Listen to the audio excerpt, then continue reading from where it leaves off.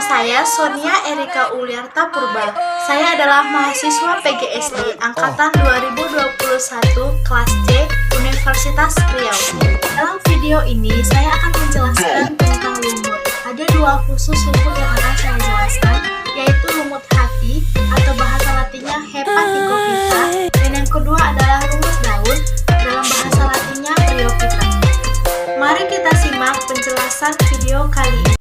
Yang pertama, saya akan menjelaskan tentang lumut hati atau dalam bahasa latinnya itu Hepaticophyta. Yang pertama ada talus atau daun yang bisa kita lihat, dalam lumut itu disebut talus. Dan yang kedua itu gemakap yang berongga-rongga ini, bisa kita lihat itu adalah gemakap. Terus yang ketiga itu ada female gametophytae atau gametophyta ini ya, yang berbentuk seperti payung yang menonjol di gemakapnya. Ada disebut female dan ada disebut male. Di sini nanti dapat bereproduksi secara seksual. Lumutnya itu sendiri.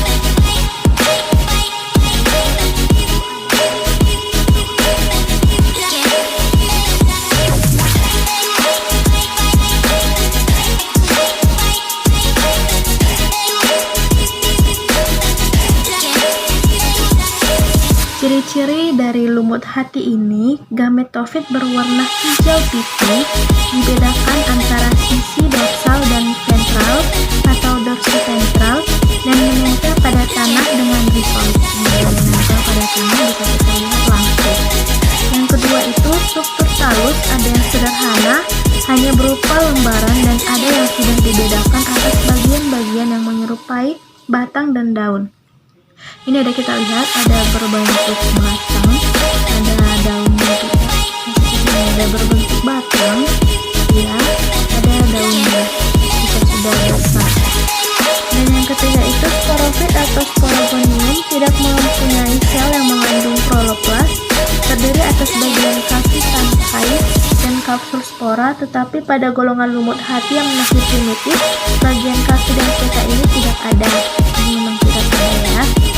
Yang keempat, dalam kapsul spora terdapat jaringan artespora yang mana sel-sel artespora akan membelah menjadi sel-sel induk spora dan sel yang panjang, lunak dan mempunyai penebalan berbentuk spiral yang dinamakan elatera. Yang kelima, sel-sel induk spora melalui pembelahan reproduksi akan membentuk spora.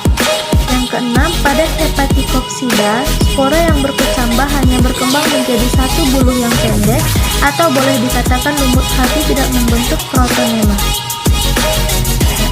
Yang kedua, saya akan menjelaskan tentang reproduksi aseksual. Yang pertama itu ada fragmentasi. Talus lumut hati bercabang-cabang.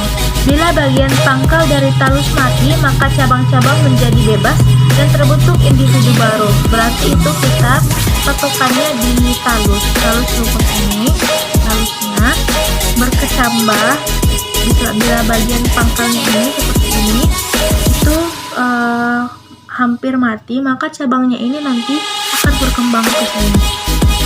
Yang kedua itu pembentukan kuncup eram atau gemar. Ada gemar.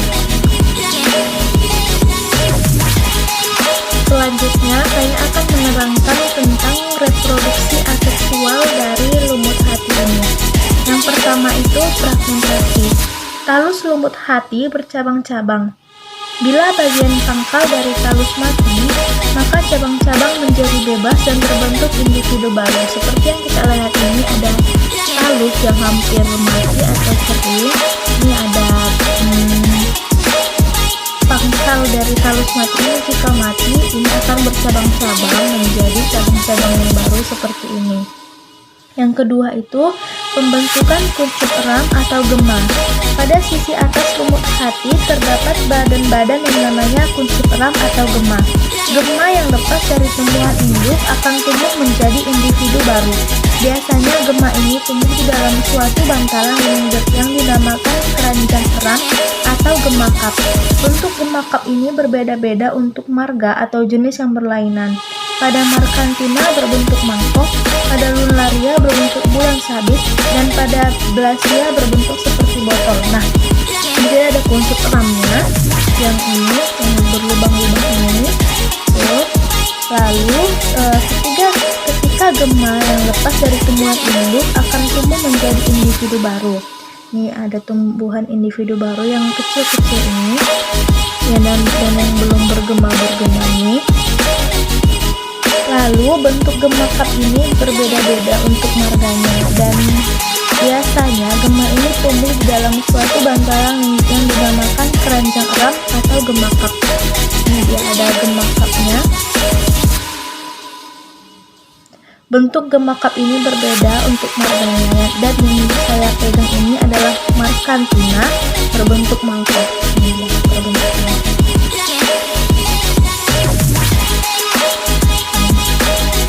Mangkok atau payung ya.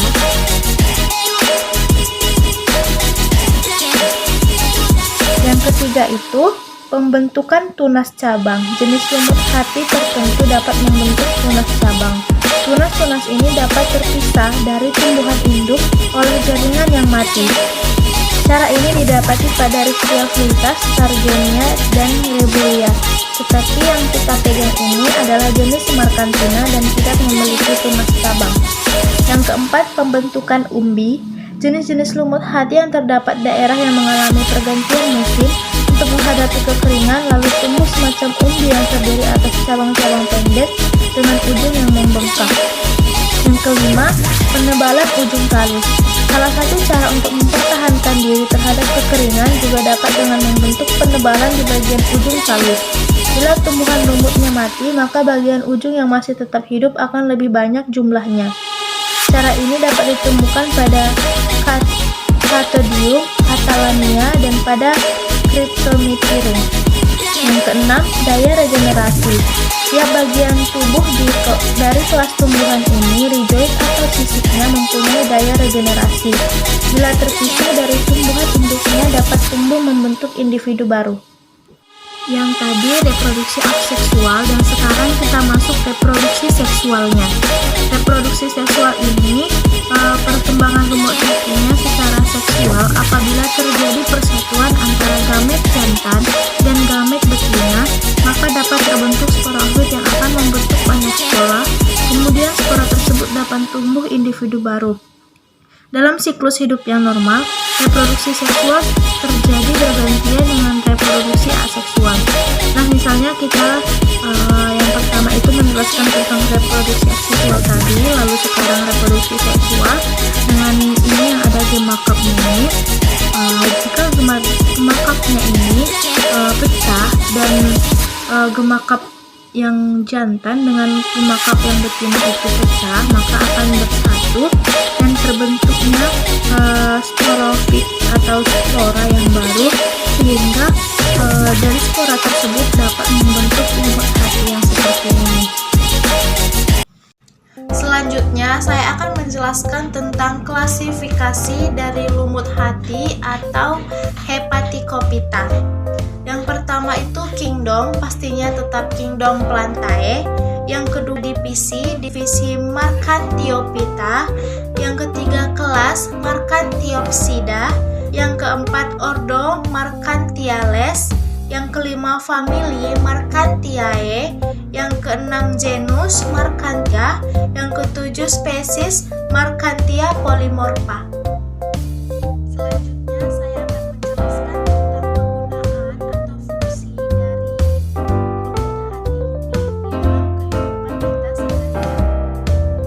Lumut hati yang sudah melalui berbagai proses bisa dimanfaatkan sebagai tindakan pertolongan pertama apabila terkena racun ular.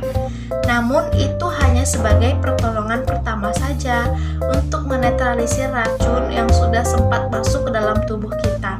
Selain itu, lumut hati juga dapat mengobati penyakit hepatitis C sebagai bahan obat antiseptik atau obat luka, dan masih banyak manfaat lainnya. Selain kegunaan tumbuhan lumut daun ini di kehidupan sehari-hari, ternyata lumut daun ini berguna juga untuk sesama tumbuhan lainnya, seperti membantu proses fotosintesis juga pertumbuhan tanaman di sekitar. Lumut hati juga dijadikan bahan pestisida karena mengandung antioksidan alami untuk melenyapkan hama-hama tanaman seperti virus, mikroba, maupun serangga sekalipun. Manfaat lain bagi lingkungan, lumut hati dapat menahan erosi. Yang kedua, ini ada lumut daun atau bisa disebut Bryophyta. Tumbuhan lumut mengalami pergiliran keturunan atau metagenesis. Dalam proses metagenesis ini, lumut mengalami dua fase kehidupan, yaitu fase gametofit atau haploid dan fase sporofit atau diploid. Lumut hidupnya secara berkoloni, tidak berpembuluh sebab tidak memiliki daun, batang maupun akar sejati. Nah, ini kita lihat ada akar, ada batang, dan ada daunnya, tetapi itu belum dinamakan akar, batang, daun, tetapi disebut rhizoid, talus, dan batang. Habitatnya berada pada tempat yang lembab dan terlindungi dari cahaya matahari seperti dasar hutan, permukaan batang pohon, tembok, dan sumur. Ada juga berhabitat di tempat basah dan sanggup hidup di air seperti sphagnum. Tumbuhan lumut ini memiliki ciri antara lain: sel-sel penyusun tubuhnya mempunyai dinding sel yang tersusun atas selulosa multiseluler dan tidak memiliki pembuluh seperti xilem dan phloem. Maka itu dinamakan belum dinamakan tumbuhan karena salah satunya tidak memiliki xilem dan phloem. Yang kedua, air masuk dalam tubuh lumut secara imbibisi, sementara hasil fotosintesis didistribusikan secara difusi, daya kapilaritas, dan dengan aliran sitoplasma. Dinding sel terdiri atas selulosa, mengalami metagenesis, merupakan peralihan antara Talophyta dan Chormophyta. Permukaan luar tubuh dilapisi dengan lapisan berlilin yang berguna untuk menahan masuknya air dan mengurangi penguapan. Ini guys, ini kelihatan batangnya itu seperti berlilin. Itu untuk mengurangi daya hisap airnya. Akar berupa akar semu atau rhizoid yang terdiri dari beberapa lapis sel parenkim dan berbentuk seperti rambut benang-benang. Ini bisa kita lihat guys, ada akarnya yang masih berbentuk benang-benang, belum merupakan akar sejati, masih berupa rhizoid. Zigot berkembang menjadi embrio dan akan tetap tinggal di dalam gametangium betina. Sperma diproduksi antheridium dan ovum diproduksi archegonium. Batang dan daunnya mempunyai susunan yang berbeda. Yang pertama, berukuran kecil dan jarang mencapai 15 cm. Ini lumut yang paling tua dan ini ukurannya yang paling besar. Selapis sel kulit yang berbentuk diantaranya membentuk rhizoid epidermis. Rhizoid tampak seperti benang yang berfungsi sebagai akar dan menyerap makanan dari air dan garam mineral. Lapisan kulit dalam tersusun atas korteks. Silinder yang selanjutnya, silinder pusat terdiri atas sel parenkim yang berguna untuk mengangkut air dan garam mineral. Pertumbuhan pada lumut yaitu secara memanjang. Selanjutnya, daunnya setebal satu lapis sel, kecuali ibu tulang daun yang lebih dari satu lapis. Ini daunnya ini kita bisa kita lihat masih kecil dan lapisannya sangat tipis. Bisa kita lihat, sangat tipis ya daunnya ya. Sel daun kecil mengandung kloroplas yang tersusun seperti jaring dan berbentuk sempit dan memanjang. Siklus hidup tumbuhan lumut. Siklus hidup tumbuhan lumut ini bersifat metagenesis karena bergantian antara reproduksi seksual dan aseksual. Sama seperti lumut hati yang tadi, terdiri dari aseksual dan seksual. Awalnya sporofit menghasilkan spora yang akan menjadi protonema. Dari protonema inilah gametofit terbentuk. Generasi gametofit ini punya satu sel kromosom yang disebut dengan haploid. Antheridium berbentuk bulat dan menghasilkan sperma berflagella, anterozoid dan spermatozoid. Sedangkan Archegonium berbentuk seperti botol yang memiliki bagian lebar disebut perut dan ada bagian sempit yang disebut dengan leher. Pembuahan fertilisasi sel telur oleh enterozoid membuat zigot dan dua sel kromosom atau disebut dengan diploid. Zigot inilah yang merupakan awal dari sporofit lagi. Kemudian zigot melakukan pembelahan menjadi sporofit dewasa yang sudah memiliki kaki untuk melekat pada gametofit seta dan kapsul di bagian ujungnya. Kapsul ini merupakan tempat dihasilkan spora melalui fase-fase pada meiosis.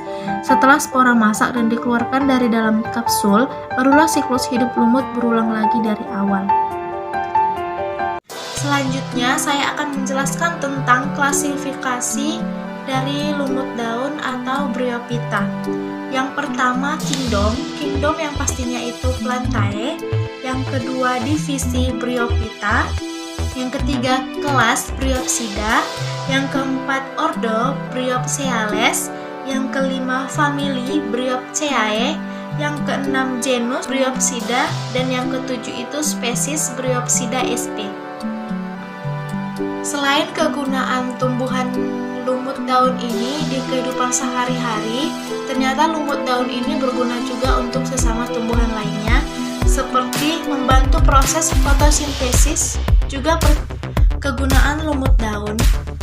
Kegunaan lumut daun ini tidak bisa digunakan untuk kehidupan dalam manusia sehari-hari, tetapi digunakan untuk tumbuhan lainnya seperti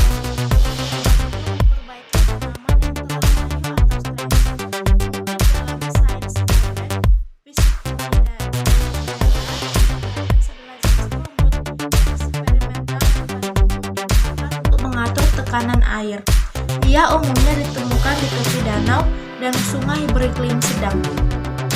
Demikian penjelasan saya mengenai lumut hati atau Hepaticophyta dan lumut daun Bryophyta. Terima kasih semuanya, dan jangan lupa klik like and subscribe dan tombol loncengnya agar video selanjutnya teman-teman tidak ketinggalan. See you!